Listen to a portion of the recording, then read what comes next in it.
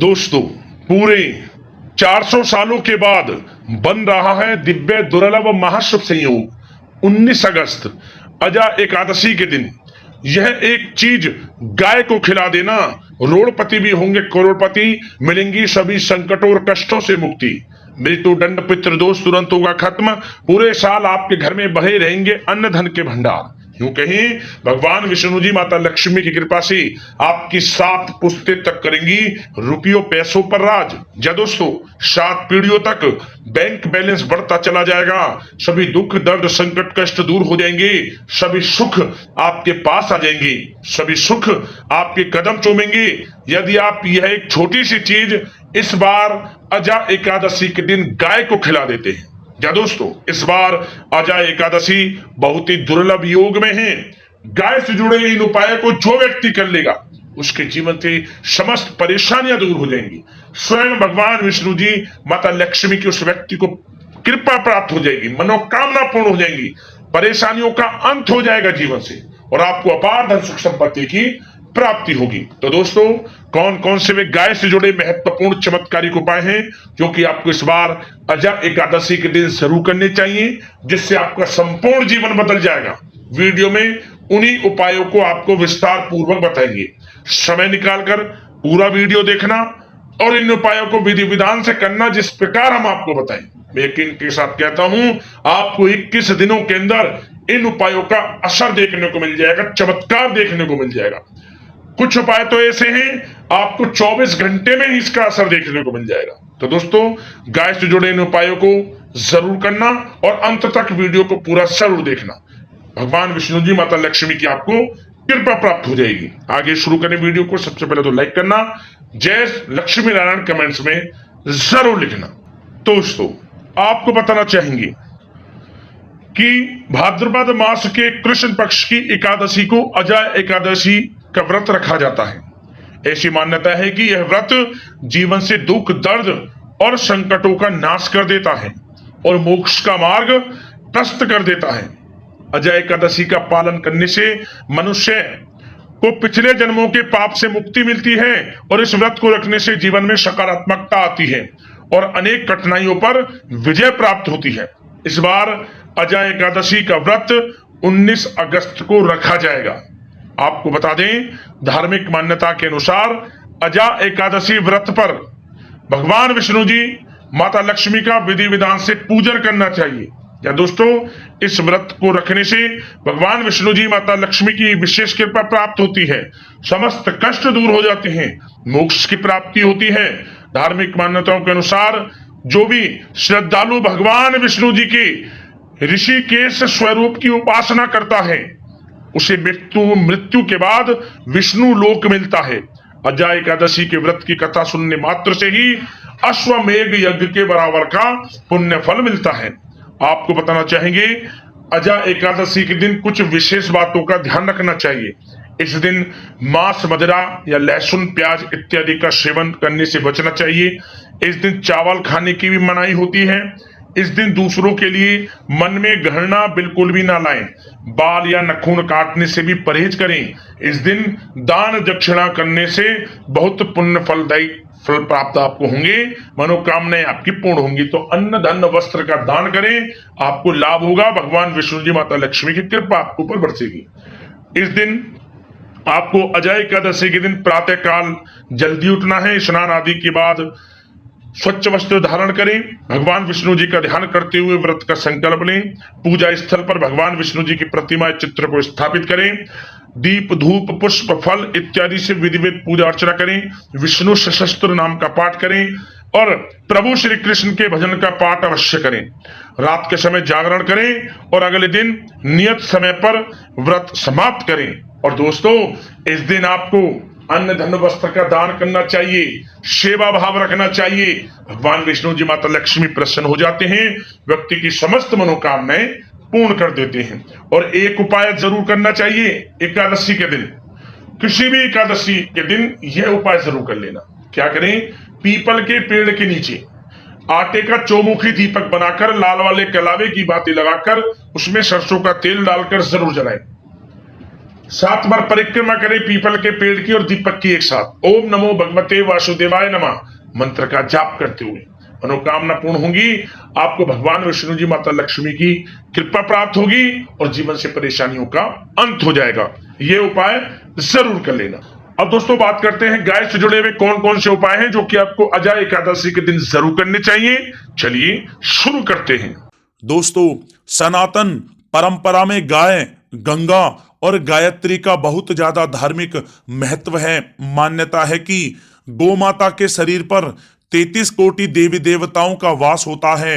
गौ माता की सेवा एवं पूजा करने वाले जातक पर इन सभी देवी देवताओं की कृपा बरसती है। गौ सेवा से न सिर्फ इस जन्म के बल्कि पूर्व जन्म के भी दोष दूर हो जाते हैं। प्रत्येक सुबह जब आपके घर में भोजन बनना प्रारंभ हो तो सबसे पहले बनाई गई रोटी को आप गौ माता के नाम से निकाल दें और भोजन करने से पूर्व गौ माता को इस रोटी को खिलाएं। यदि संभव हो तो काली गाय को खिलाएं। यदि काली गाय ना मिले तो सफेद गाय को भी आप खिला सकते हैं। प्रत्येक पूजा और मांगलिक कार्य में गौ माता या उनसे जुड़ी चीजें जैसे गाय का गोबर, गोमूत्र, गाय का दूध अथवा गाय के दूध से बना घी अवश्य शामिल करें। इससे आपको पुण्य फलों की प्राप्ति होगी। सनातन परंपरा के अनुसार जिस घर में गाय होती है उस घर से जुड़े सभी वास्तु दोष स्वतः ही समाप्त हो जाते हैं। किसी भी पूजा में गाय से प्राप्त पंचांगव्य युक्त पदार्थ का उपयोग अवश्य शामिल करें, क्योंकि पंचांगव्य के बिना कोई भी पूजा पाठ और हवन सफल नहीं होता। या दोस्तों, गो कृपा पाने के लिए प्रतिदिन, सप्ताह अथवा महीने में परिवार समेत एक बार गौशाला जाने का नियम जरूर बनाएं और वहां गायों को हरा चारा जरूर खिलाएं। इससे आपको शुभ फलों की प्राप्ति होगी और साथ ही साथ गौ सेवा और गौ पूजा से 9 ग्रह शांत हो जाते हैं और इनसे जुड़े दोषों का निदान हो जाता है। गर्मियों में गौ माता को पानी पिलाएं और सर्दी में गौ माता को गुड़ अवश्य खिलाएं। ध्यान रखें कि गर्मियों में गाय को गुड़ ना खिलाएं। अनेक देवी देवताओं को अपने शरीर पर धारण करने वाली गौ माता से जुड़े कई शुभ और अशुभ संकेत भी होते हैं। मसलन गाय का दूध दुहाते समय यदि गाय ठोकर मार दे और सारा दूध बिखर जाए तो अपशगुन होता है। यदि कोई यात्रा पर निकल रहा हो और गाय अपने बछड़े को दूध पिलाती सामने आ जाए तो निश्चित रूप से जिस यात्रा के लिए आप निकले हैं वह यात्रा आपके लिए अवश्य ही सफल होगी और वह काम जिसके लिए आप निकले हैं वह अवश्य ही पूर्ण होगा। यात्रा पर जाते समय बाईं ओर गाय की आवाज आना और रात्रि में गाय की हुंकार करना भी शुभ होता है। दोस्तों, साथ ही साथ गाय के साथ आप भूलकर भी ये काम ना करें, अन्यथा मिलता है घोर नरक और जीवन भर की परेशानियां।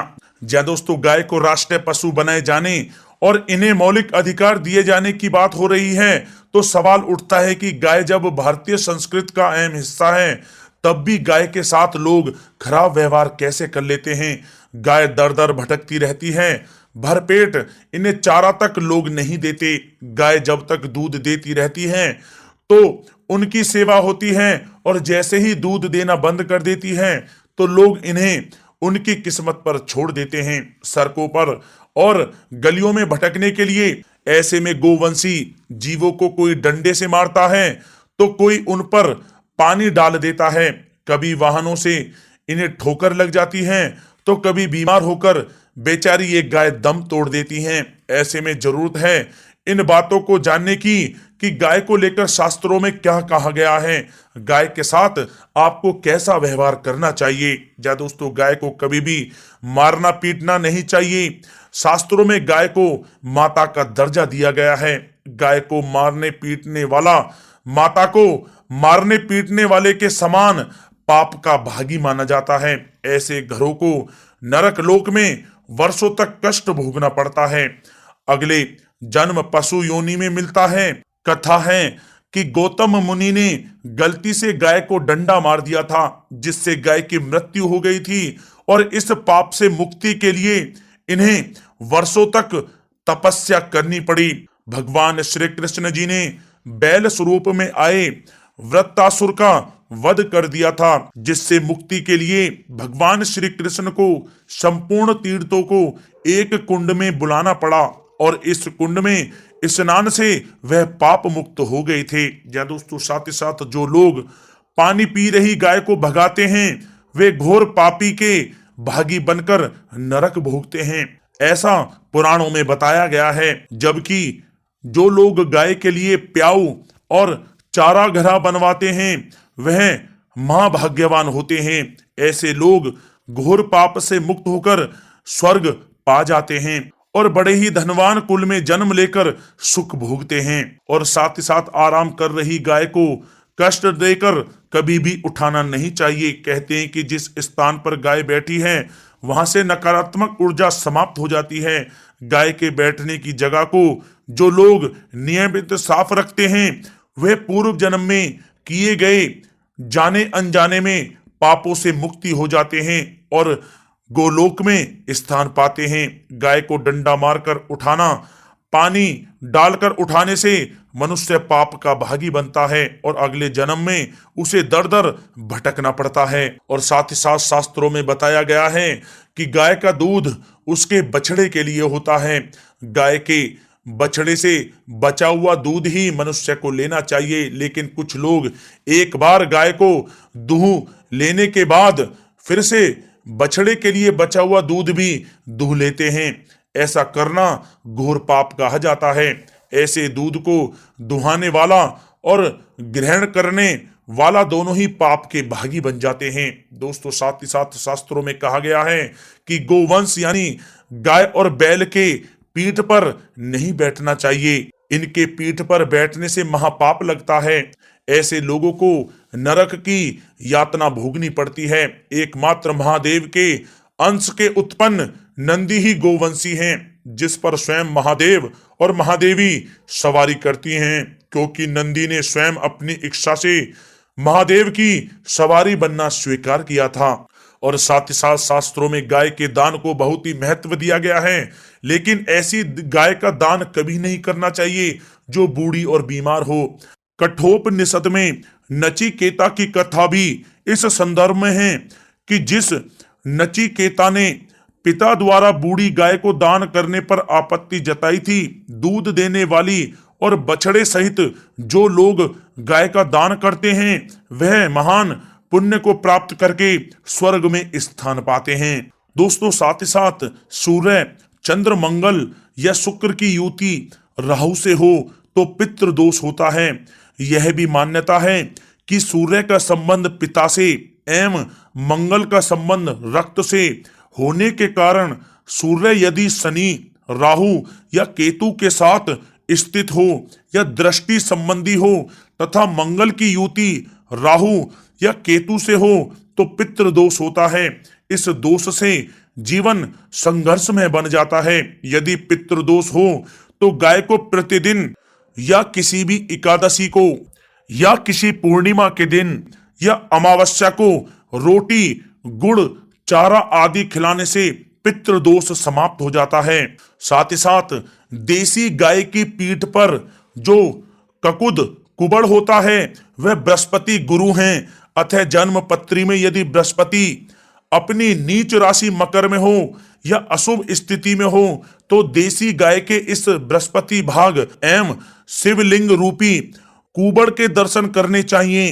गुड़ तथा चने की दाल रखकर गाय को रोटी भी दें, इससे आपको शुभ फलों की प्राप्ति होगी। और साथ ही साथ यदि आप रास्ते में जा रहे हों और सामने से गौ माता आती हुई दिखाई दें तो गौ माता को आप अपनी दाहिनी ओर से जाने देना चाहिए। आपकी यात्रा अवश्य ही सफल होगी। और साथ ही साथ यह संकेत भी जान लें, यदि आप यात्रा पर जा रहे हैं और सामने आपके गाय पड़ जाए अथवा अपने बछड़े को दूध पिलाती हुई सामने गाय दिखाई दे जाए तो समझ जाना कि वह यात्रा आपके लिए अवश्य ही सफल होगी। और साथ ही साथ जिस घर में गाय होती है उसमें वास्तु दोष स्वतः ही समाप्त हो जाता है। और साथ ही साथ आपको बता दें कि गाय को आप जो भी रोटी बनाएं प्रतिदिन ताजी रोटी ही बनाएं। गाय को अगर आपने रोटी बनाई है तो कोशिश करें कि उस रोटी को आप तुरंत ही गाय को दे दें। अगर आप उस रोटी को रख देंगे और उस रोटी को अगले दिन देंगे तो वह रोटी बासी मानी जाएगी। गाय को कभी भी बासी रोटी ना दें, इससे घर में नकारात्मक ऊर्जा वास करती है और जो भी कार्य आपके बनने वाले होंगे वह कार्य भी आपके बिल्कुल भी नहीं बनेंगे। इससे आपके घर में हमेशा दरिद्रता का वास रहेगा और आप जिस भी कार्य को करेंगे उस कार्य में आपको हमेशा असफलता ही हाथ लगेगी। इसलिए कोशिश करें गाय को रोजाना ताजी रोटी बनाकर खिलाएं और रोटी को बिल्कुल ना रखें, बासी रोटी गाय को ना दें। और साथ ही साथ सड़ी गली चीजें गाय को नहीं खिलानी चाहिए कि घर में कोई फल है, कोई सब्जी है, सड़ जाए तो लोग क्या करते हैं, गाय को खिला देते हैं। नहीं, ऐसा नहीं करना चाहिए। ऐसा करने से यदि आप गाय को खिलाते हैं तो और आप पाप के भागी बन जाते हैं। आप बिल्कुल भी सड़ी गली चीजें गाय को ना खिलाएं। और साथ ही साथ आप आटे की 11 लोइयां बनाकर उनके ऊपर हल्दी लगाएं। इसके बाद आप उन 11 लोइयों को एक एक करके गाय को खिलाएं। प्रत्येक लोई को खिलाते समय गाय के सींगों पर आप हाथ फेरें, पीठ पर हाथ फेरें, मस्तक पर हाथ फेरें, माता गाय के आप चरणों के स्पर्श करें। जहां दोस्तों ऐसा करने से आपके समस्त कार्य बनने लगेंगे। जो दुख का समय चल रहा है वह भी समाप्त होगा। आपके जीवन में खुशियां खुशियां होंगी। और एक बार आप 7 बार गाय की परिक्रमा भी कर लें तो आपके समस्त कार्य पूर्ण होंगे। और साथ ही साथ आप गाय को जब भी रोटी दें, रोटी पर या तो आप थोड़ी हल्दी लगा लें या थोड़ा गुड़ रख लें। अगर गुड़ ना हो तो आप थोड़ा मिश्री रख सकते हैं, थोड़ा घी रख सकते हैं। जहां दोस्तों गाय को कभी भी सूखी रोटी ना खिलाएं। सूखी का मतलब गाय की जो रोटी रखें खिलाएं उस पर कुछ ना कुछ रख कर खिलाएं। हल्दी रख लें, गुड़ रख लें, मिश्री, घी या जो भी रख लें, मतलब खाली रोटी नहीं खिलानी है। ध्यान इस बात का रखें, जब ही आपको शुभ फलों की प्राप्ति होगी। जी हाँ दोस्तों, ये थे गाय से जुड़े कुछ महत्वपूर्ण उपाय, कुछ बातें जिन्हें आपको ध्यान में जरूर रखना चाहिए। जी दोस्तों, वीडियो अच्छी लगी हो तो वीडियो को लाइक करें, ज्यादा से ज्यादा अपने दोस्तों में शेयर करें, चैनल पर नए तो सब्सक्राइब करें। जय गौ माता।